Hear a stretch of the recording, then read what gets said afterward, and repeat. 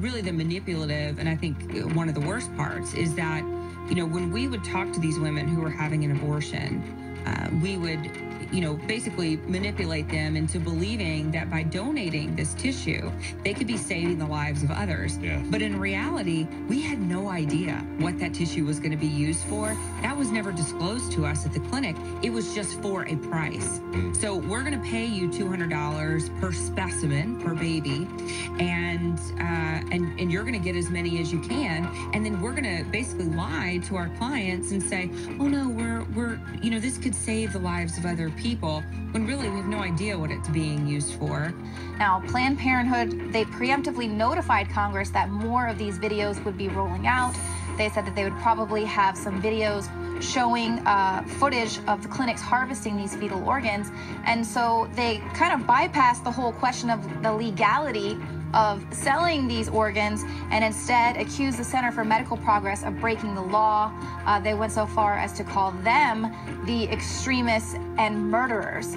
So total irony there, but basically they really want Congress to get on this because they want to hang on to that more than $700,000 that each facility receives every single year from taxpayers. So Breitbart reports it's about $714,285 tax dollars per clinic per year. So not only are they getting money for performing these abortions, but they're also getting money for selling baby parts, and they're getting more than $500,000 per clinic from. Je crois que porter des enfants est le plus grand péché sur Terre. La chose la plus clémente que la famille élargie puisse faire pour son nourrisson est de le tuer. Quand j'étais jeune, mes parents ont toujours été impliqués dans le bénévolat. Mon père était le patron de Planned Parenthood. Planned Parenthood a été fondé par Margaret Sanger avant que le père de Bill Gates, William Gates Sr., devienne le patron de Planned Parenthood. Margaret Sanger était une activiste du mouvement pour le contrôle des naissances et la stérilisation forcée. Croyez-vous que le péché existe? Je crois que porter des enfants est le plus grand péché sur Terre.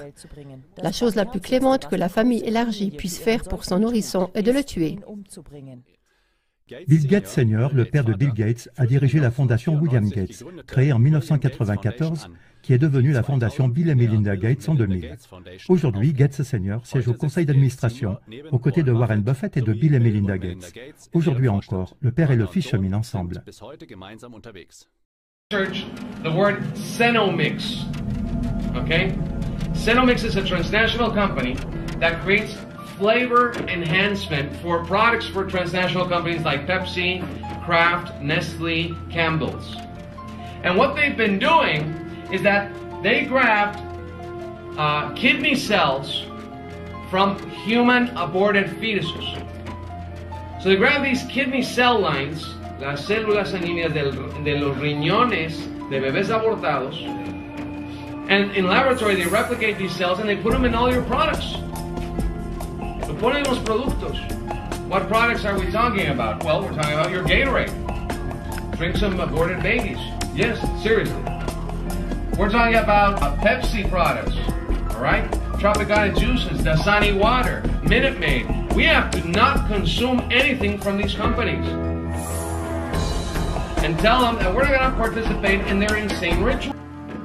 They sell the heart, the lungs, the liver, the kidneys.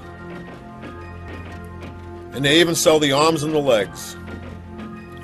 They're selling your aborted baby, your own flesh and blood. You think about that. This is something that people don't usually hear about. It's hidden in the industry. They don't want you to know about this. And they use this kind of terminology, one-time medical termination. It only takes one time to abort a child. The discovery of horse meat disguised as beef in burgers and lasagnas has kicked off a crisis. Emergency summits have been convened in the UK and France, and the race is on to find the source of what one British minister called an international criminal conspiracy. At supermarkets like this one, up and down the country, consumers are thinking twice about what they buy. Products now known to contain horse meat have been taken off the shelves. But as we await further DNA tests, no one can be sure what's in their food. South Korean authorities say they plan to crack down on the illegal smuggling of so-called human flesh capsules. The pills contain parts of human fetuses or infants and are believed to be sold as stamina in... Continuing here, Natural News reports Oklahoma lawmaker wants to stop Pepsi from using aborted fetuses cells in soda flavoring research. This is out of Natural News. It is confirmed Pepsi has a division that is involved in using fetal parts, but what I can confirm is that it's in most of the vaccines. That's 100% confirmed. There is a potential that there are companies that are using aborted human babies in their research and development of basically enhancing flavor for artificial flavors, said the representative. He's quoted as saying by KRMG News Talk Radio. What I'm saying is that it does happen, then we are not going to allow it to be manufactured here. I know that there are fetal tissues in a lot of the medical treatments, in the vaccines, and they are in a lot of the cosmetics. That's confirmed. We know Pepsi's involved with companies that do use the fetal parts, and we do know that it's been tested in flavor enhancement. Nothing more delicious than eating your own dead, according to the globalist, teaching us to basically be cannibals. But regardless, this is happening.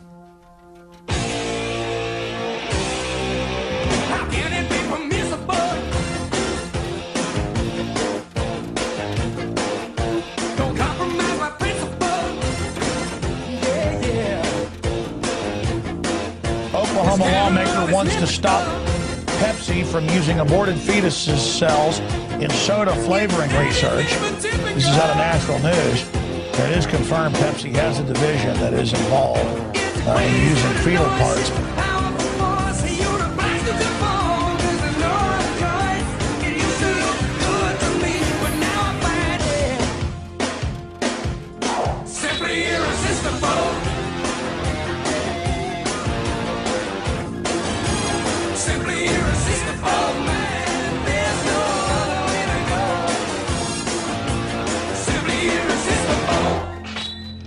Well, a third undercover Planned Parenthood video has been released today, and this time a whistleblower within the video reveals that it is basically just a huge fetal organ trafficking business. There were a couple of things that happened. One was that they imposed an abortion clinic quota on all of the facilities that performed abortion. So they told us you have to perform, this many abortions every day, every month, in order to meet your goals, to receive your bonuses, to keep your staff. And abortion, and I can, only really speak to my experience at Planned Parenthood, but it was very profit-driven. So we were told at Planned Parenthood that we were to turn every client visit and every telephone call into a revenue-generating visit. The only way that you can make money off of a pregnant woman at Planned Parenthood is to sell her an abortion, because they don't provide prenatal care, they don't provide any obstetrical care, and they don't help women with adoption services. So the only way you can make money off of a pregnant woman is to sell an abortion. And so it's not surprising that 92% of pregnant women who enter Planned Parenthood will have an abortion, because they are being sold a product. So that was the first thing. And that was concerning for me, because I really believe that at Planned Parenthood, we were there to help women, that we were there to reduce the number of abortions. That's what Planned Parenthood said, and I had believed it for 8 years. So this was concerning for me. It was all about planning. It was all about family planning and making sure that every child is a wanted child. That's right. That's what I thought. That's what I believed. And then, but ultimately, I left after witnessing a live ultrasound-guided abortion procedure take place on a 13-week-old baby. And I saw that baby fighting and struggling for his life in the womb, trying to get away from the abortion instruments. And I knew that I had been lied to by Planned Parenthood. And because of that, because I had believed that lie, I had lied to thousands of women who would come through my facility. And so I knew that I had to leave and I had to start speaking out, and that's what I've done. And I've said before that organ harvesting is a big business. Tissue harvesting is a big business. It's not just talking about fetal tissue here either. I mean, we're talking about, you know, companies like UNOS who have millions of dollars of assets. You know, people are